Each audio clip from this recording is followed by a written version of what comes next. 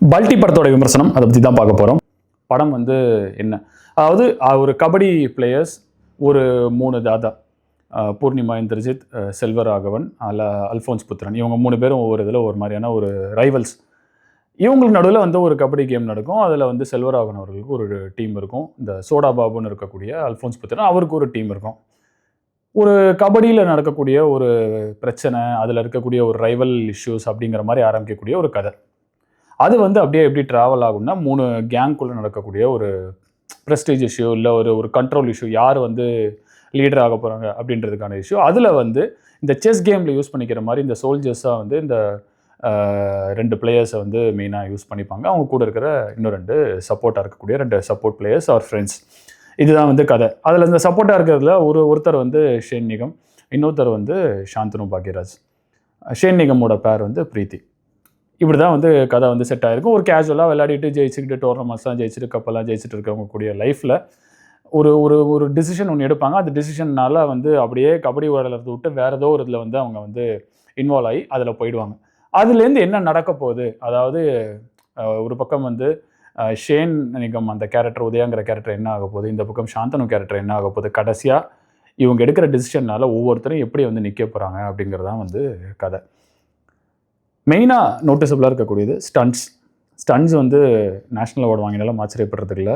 அந்த அளவுக்கு ஒரு இன்ட்ரெஸ்டிங்கான ஒரு ஸ்டண்ட் கொரியோகிராஃபி பண்ணியிருக்காங்க. அதே மாதிரி ஜாலக்காரின்ற பாட்டில் இருக்கக்கூடிய டான்ஸ் கொரியோகிராஃபி அதுவும் ரொம்ப எக்ஸலண்ட்டாக பண்ணியிருக்காங்க. இது ரெண்டுமே அவார்டு வர்த்தி பெர்ஃபார்மன்ஸ். நோட்டிசபிள் பெர்ஃபார்மன்ஸ் வந்து ஸ்டண்ட், நான் ஏற்கனவே சொன்ன மாதிரி ஸ்டண்ட்டை வச்சு தான் ஃபுல் கதையே வந்து போதும். அதாவது என்னென்னா, அந்த ஒரு சர்டன் டைமுக்கு மேலே வந்து கபடி இருக்கட்டும்ப்பா, கபடியில் நாங்கள் வந்து கிங்கு தான், களத்துலையும் நாங்கள் கிங்கு தான் அப்படின்ற மாதிரியான டோன் படத்தில் போய் அப்படியே ஒரு புதுப்பேட்டை ஃபீல்டில் போய் கடைசியில் வந்து கேங் ஆஃப் வார் மாதிரியாகி குத்துறது வெட்டுறது, அதில் வந்து இந்த கபடியோட ஸ்கில்ஸை வச்சு ஸ்டண்ட் கொரியோகிராஃப் பண்ணியிருக்காங்க. இதுதாங்க வந்து பல்டி. நிறைய ஆக்ஷன் எலிமெண்ட்ஸ் இருக்குது, நிறைய ஸ்டண்ட் எலிமெண்ட்ஸ் இருக்குது. நல்ல ரியலாக பண்ணியிருக்காங்க ஷேன் நிகமும் சரி, சாந்தனு அவர்களும் சரி. அண்ட் முக்கியமாக வந்து கூட இருக்கிற அந்த சப்போர்ட்டாக வரக்கூடிய 2 ஃப்ரெண்ட்ஸு, அந்த லவ் போர்ஷன் காமிக்கிற இடத்துல பிரீத்தியவங்க ரொம்ப நல்லா பண்ணியிருக்காங்க. அந்த பாட்டு நான் ஏற்கனவே சொன்ன மாதிரி நல்லாயிருக்கு. இதுதான் வந்து பல்டி. இந்த பல்டி எங்கே டிக் வாங்கும், எங்கே டிக் வாங்காது அப்படின்னு பார்த்துடலாம். டிக் வாங்குற இடம் வந்து ரொம்ப இன்ட்ரெஸ்டிங்காக பிலீவபிளான ஒரு ரியல் பர்ஃபார்மன்ஸை வந்து ஸ்டண்ட்டில் கொடுத்துருக்கக்கூடிய ஷேன் நிகமாக இருக்கட்டும், சாந்தனு அவர்களாக இருக்கட்டும், அண்டு எமோஷன்ஸ்லாம் காமிக்கிற இடத்துல வந்து பிரீத்தியாக இருக்கட்டும். இவங்க 3 பேருமே வந்து இனிஷியலாக நல்லா நோட்டிசபிளாக பண்ணியிருக்காங்க. அண்ட் செல்வராகவன் நம்ம வந்து சொல்லணும். கடைசியாக வந்து குத்தி கீழே விழுந்ததுக்கப்புறம் ஃப்ரேம்லேயே அவர் கிடையாது. ஆனால் அப்போ அவரோட அந்த அந்த அந்த வாய்ஸில் வந்து அந்த ஸ்ட்ரகிள் வந்து நமக்கு கேட்கும். அதுதான் அவருடைய பர்ஃபார்மன்ஸ் சொல்லணும் அப்படின்னா. ரொம்ப இன்ட்ரெஸ்டிங்காக வந்து அதாவது டேரக்டர்ஸ் டச்சுன்னு சொல்லுவாங்க. அது ஆக்டிங்கில் ரொம்ப நல்லா காமிச்சிருக்காரு. ஈவன் ஃப்ரேமில் இல்லைனா கூட நம்ம வந்து சஃபரிங்கை வந்து வாய்ஸில் காமிக்கலாம்னு சொல்லி அந்த இடத்துல காமிச்சிருப்பாங்க. எவ்வளோ பேர் நோட்டீஸ் பண்ணியிருப்பாங்கன்னு தெரியல. நீங்கள் படம் பார்த்தீங்கன்னா கண்டிப்பாக அதை பாருங்கள். ஸோ அவரோட பர்ஃபார்மன்ஸும் டிக் வாங்கும். அண்ட் நம்ம இவங்க இந்த லேடியாக வரக்கூடிய ஜீமா அப்படின்ற மாதிரி சொல்கிறாங்க, அவங்களும் வந்து ரொம்ப நல்லா நடிச்சிருக்காங்க. அண்ட் அல்ஃபோன்ஸ் புத்திரன், இவங்க எல்லாமே ஒரு காம்பினேஷனாக ஆக்டிங் வைஸ் ரொம்ப எக்ஸலண்ட்டாக பண்ணியிருக்காங்க.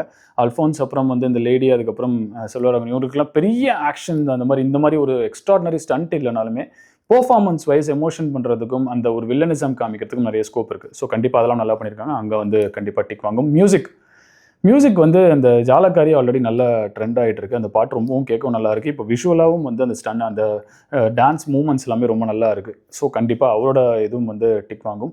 அண்ட் பேக்ரவுண்ட் ஸ்கோர் வந்து சொல்லணும் அப்படின்னா வந்து ஒவ்வொரு ஸ்டண்ட்டுக்கும் வந்து ஒவ்வொரு சிக்னேச்சராக வந்து கொடுத்துருக்காரு. அது வந்து ஒரு டிஃப்ரெண்ட்டான அட்டெம்ப்டாக இருந்தது. நான் வந்து நிறைய பேருக்கு அது பிடிக்கிறதுக்கான வாய்ப்பு இருக்குது. டிக் வாங்குற இடமும் இருக்குது. ஒரு சிலருக்கு அது எப்படிங்கிறத நம்ம வந்து டிக் வாங்காத இடத்துல வந்து பார்ப்போம். அண்ட் ரைட்டிங், அதாவது ஸ்டண்ட்டுன்றதை ஒரு மெயினாக வந்து எடுத்துட்டோம். அதாவது இந்த கபடி பிளேயர்ஸ் வந்து அது எப்படி பண்ணுறாங்க, இந்த சாக்கர் படம்லாம் பார்த்துருக்கோம், ஷாலின் சாக்கர், அந்த மாதிரி படங்கள்லாம் பார்த்துருப்போம். அதில் வந்து இந்த சாக்கரை வச்சே வந்து ஃபைட்லாம் பண்ணுற மாதிரி இருக்கும். அதுலேருந்து இன்ஸ்பயர் ஆகி பண்ணாங்களா என்னன்னு தெரியல. பட் இதில் ரொம்ப அழகாக நம்ம ரீஜனலாக என்ன பண்ண முடியுமோ அது ரொம்ப அழகாக பண்ணியிருக்காங்க. ஸோ கண்டிப்பாக direction wise and writing wise வந்து ரொம்ப நல்லா இருக்குது. கண்டிப்பாக அந்த இடத்துலையும் வந்து டிக் வாங்கும். டிக் வாங்காத இடம் ஏதாவது இருக்கா அப்படின்னா, ஃபஸ்ட்டு நோட்டிசபிளாக இருக்கிறது கொஞ்சம் வந்து ட்ரிம் பண்ணியிருக்கலாமோ படம், இன்னும் கொஞ்சம் வந்து குவிக்கராக இருந்திருக்கலாமோ படம் அப்படின்னு தோணும். ஸோ கண்டிப்பாக ஒரு சில இடங்களில் ட்ராக் ஆகிற மாதிரி இருக்கலாம். அங்கே டிக் வாங்காமல் போகிறதுக்கான வாய்ப்பு இருக்குது.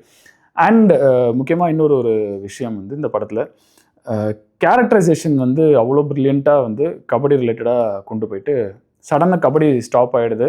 என்னடா கபடி இனிமேல் வரவே வராத, நல்லா போயிட்டு இருந்தது அந்த மேட்சோட விறுவிறுப்புலாம் நினைக்கும் போது கடைசியாக வந்து கபடி பிளேயர்ஸ் 2 பேர் என்ன ஆகிறாங்க அப்படின்றத ரிவீல் பண்ணுறாங்க. அப்போ ஒருத்தர் வந்து கபடி ரிலேட்டடாக இருக்காரு, ஆனால் வேற ஒரு வடிவத்தில், இன்னொருத்தர் கபடியிலேருந்து சுத்தமாக இல்லை. அதை வந்து திரும்ப அந்த கபடியும் கண்டினியூ ஆகும் அப்படின்ற மாதிரியும் இந்த ஃபினிஷிங்கில் கொடுத்துருந்தாங்கன்னா இன்னும் கொஞ்சம் வந்து அவங்க கொண்டு வந்ததுக்கு அந்த ரைட்டிங் கண்டினியூட்டியில் கரெக்டாக இருந்திருக்கும். அந்த இடம் ஒரு சிலருக்கு வந்து டிக் வாங்க போகிறது வாய்ப்பு இருக்குது. முக்கியமாக மியூசிக், நான் ஏற்கனவே சொன்ன மாதிரி சிக்னேச்சராக இண்டிவிஜுவலாக ஒவ்வொரு பேக்ரவுண்ட் ஸ்கோரும் வந்து ரொம்ப இன்ட்ரெஸ்டிங்காக, ரொம்ப புதுசாக ஒரு ஃபீல் வந்து கொடுத்துருந்தாங்க. பட் அந்த சீன்லேயே வந்து டிஃப்ரெண்ட்டாக மாறி வருது. அதில் ஒரு கண்டினியூட்டி கொடுத்து ஒரே ஒரு சிக்னேச்சர் தீம் மாதிரி வச்சு அதை பண்ணியிருந்திருக்கலாமோ அப்படிங்கிறது ஒரு சிலருக்கு தோணலாம்.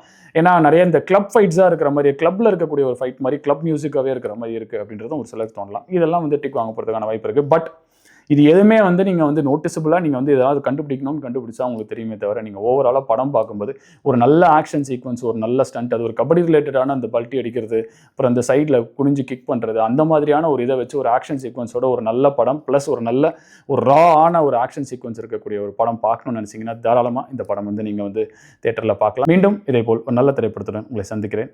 நன்றி.